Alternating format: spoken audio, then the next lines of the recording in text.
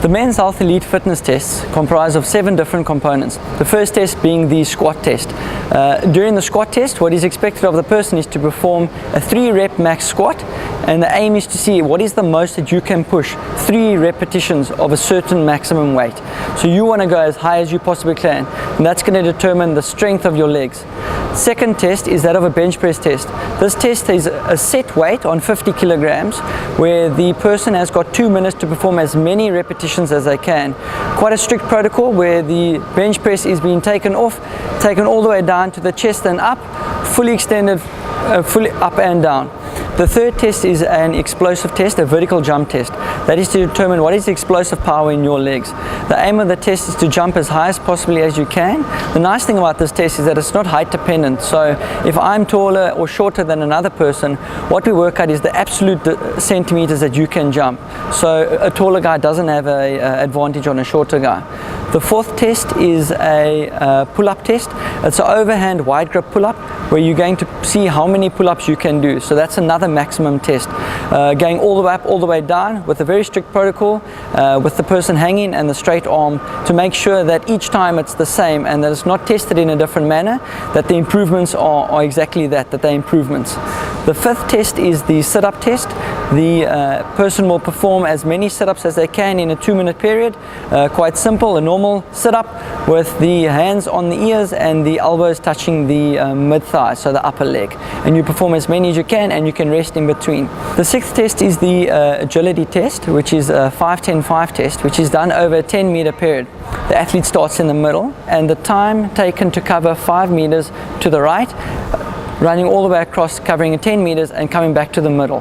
The test is scored with the total time taken to perform that, with fastest obviously being best. And the final test is a 1,000-meter time trial on the rower, which is a test that's been set in the resistance at 130, and so that's even for everybody irrespective of what area in the country you are, and that is simply to see what is the quickest time that you can perform 1,000 meters on the rower. So this is the bench press test. This test is determined to see what is the most that you can push in 2 minutes of a specific weight. Firstly, we've got to get into the protocol. The bench has got 2 markers again. The athlete will do a closed grip to ensure safety that the bar doesn't roll off and hurt himself. It's his choice whether he wants to have his legs up or down. When it is up though, it allows for a straightening back and prevents of hollowing of the back. You can drop it again. The predetermined weight is 50 kilograms in total. So that includes the bar. This is an Olympic bar which weighs 20 kilograms with weight plates of 15 on each side. If you do want to use a collar, then you've just got to make sure that you know the weight of the collar and that you minus that from the total mass. All right. The test is quite simple to administer. He'll take the bar off, bring it nipple line, lower it down, touches the chest and back up, all the way up, all the way down.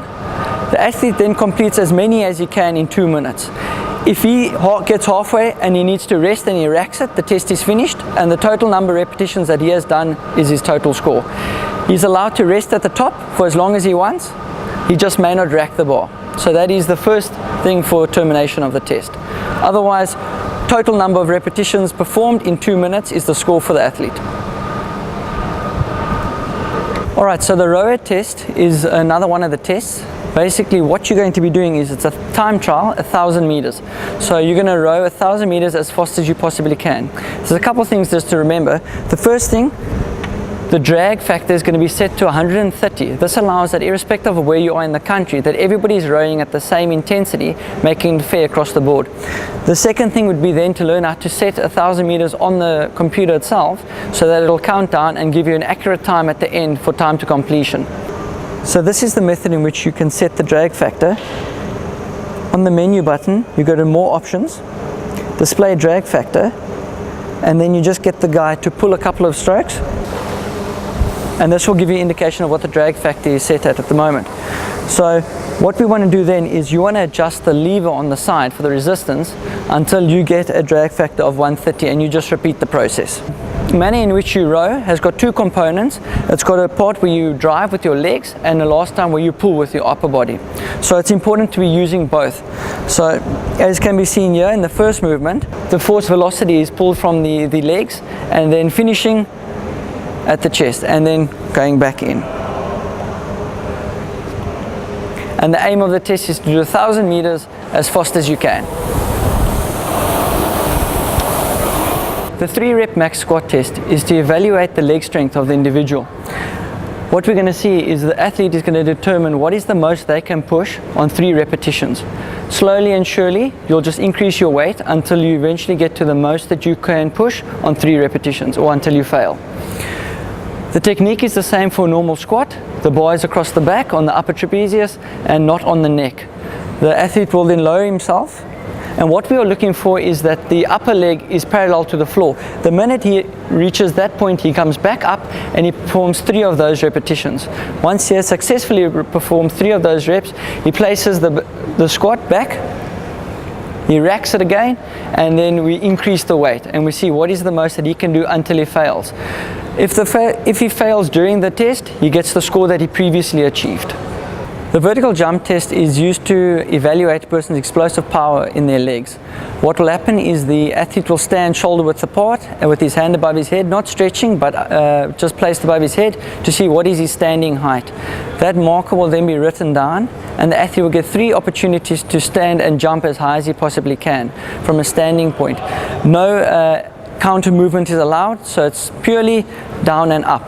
The score taken is the difference from the absolute standing height to the jump height. So that is recorded in centimeters.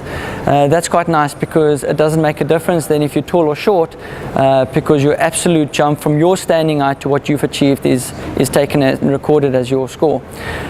We fortunately are able to use a vertex, but not everybody has one. So if you're at home and you need to perform this test, what you can do is you can merely mark on a wall where your standing height is and then make a jump with either chalk or on your fingers or wet on your fingers, and then you'll be able to see a marker there, and using a standard ruler you'll be able to calculate the centimeters distance and that'll be your score. Standing height.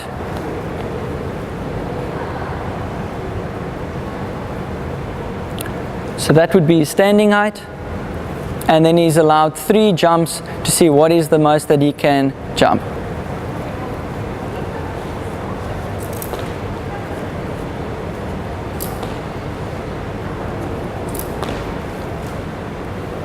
The overhand wide grip pull-up test is performed by the athlete to see how many pull-ups they can do until they fail. It's based on a strict protocol which allows that each time the testing is done accurately, reliable and valid. You'll take an overhand wide grip just wider than your shoulders. The athlete will then hang, allowing for straight arms and complete relaxing in the shoulders. The knees are in the front, allowing that the back is not arched, nice and straight, and that they're not going to be pulling or swinging on their way up. He then pulls himself up, chin over the bar, and back down. When he comes back down, he's got to make sure that he hangs and that there's a straight arm and that there's a 1-second pause. He'll continue in this manner until he's done as many as he possibly can, or until he fails. The sit-up test is performed for 2 minutes. The athlete will see how many sit-ups they can perform in that 2-minute period. One tester will be holding the feet, while the other tester has got his hand underneath the shoulder blade. As the athlete lifts himself up, his elbows will touch the mid-thigh, and on his way back down, as soon as his scapula touches the hand, he's allowed to come back up. If he fails to do so, either on the mid-thigh or on the scapula, it doesn't count as a sit-up. The athlete is allowed to have a rest period in between. The time just carries on. So you can rest as many times as you want. We're just going to add up and to have the total of how many sit-ups you performed in the 2-minute period. The Agility 5-10-5 test makes use of 3 cones. The aim of the test is for the athlete to run as fast as he can from the middle cone, touching the cone 5 meters away, turning around, covering a distance of 10 meters, and then crossing the middle cone again. The athlete starts in the middle with the cone between his legs. He runs, touches the cone on the left, he must touch, turns, crosses 10 meters, touches with his other hand, and crosses the middle line. The total time taken to complete this is taken as the test score.